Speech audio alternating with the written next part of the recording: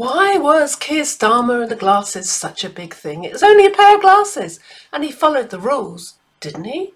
I mean, he declared the gift, it was all transparent, it was all above board. Except we hoped for more from Keir. We hoped him to be above receiving personal gifts. He'd made this big statement about upholding ministerial standards, and I think he meant that the rules are followed.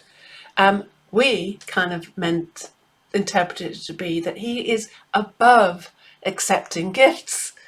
And then he went ahead and accepted gifts.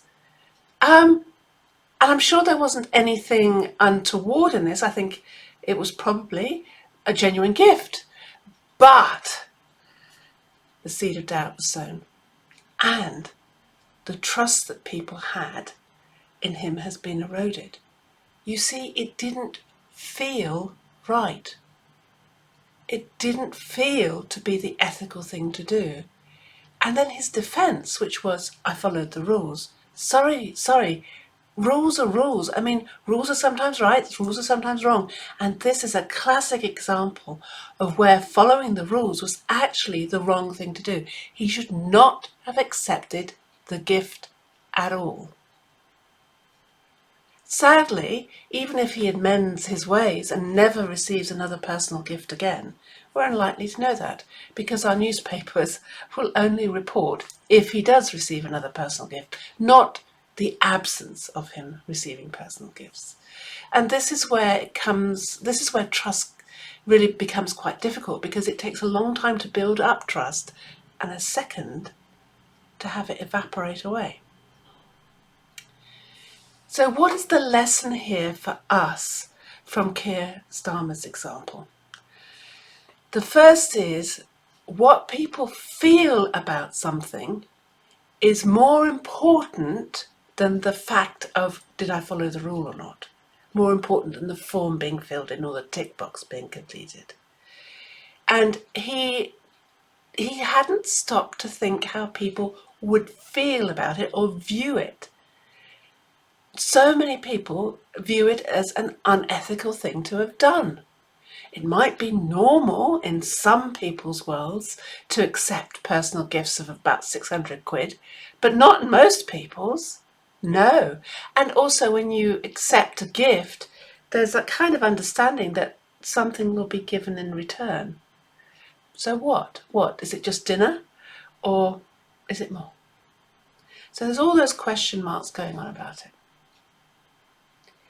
The big thing here to remember when we're a leader, and it's not easy being a leader. This is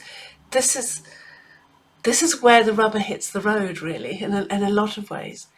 When we make a statement as a leader, and it can be the leader of a government or it can be the leader of just one assistant, and we make a statement about, this is how we want to behave, this is what I want from you, people will immediately assess our behaviour against that statement.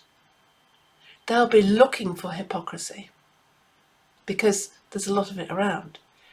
And if our actions don't match our statement, we sadly are meeting that expectation. And the irony is that there will be times when our behaviour will not match our statement.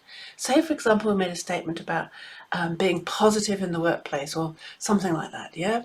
And we come in and the cat's been sick, the car's failed its MOT, I mean, life has got in the way, and the last thing we're feeling is positive. Then we need to be honest about it and say, I'm not feeling positive today. And if we do make an error, like with the glasses thing, unwittingly, we need to apologise and make amends for it. Having high standards is not about perfectionism, about being perfect. Having high standards is giving ourselves and the people that we manage something to aim for, something that we go for. And being human beings, we won't always hit those high standards.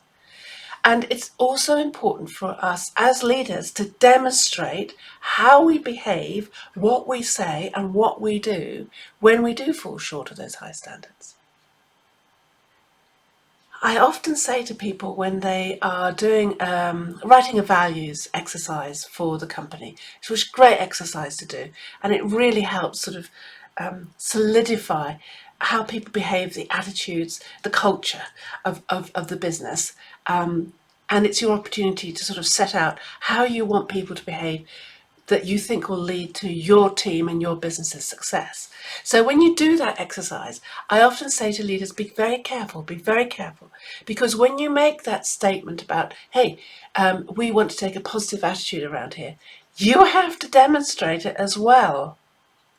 And as soon as you fail to demonstrate it, fail to realize that you've not demonstrated it, and fail to apologize for not demonstrating it, nobody bothers. People don't do anymore. They give up. They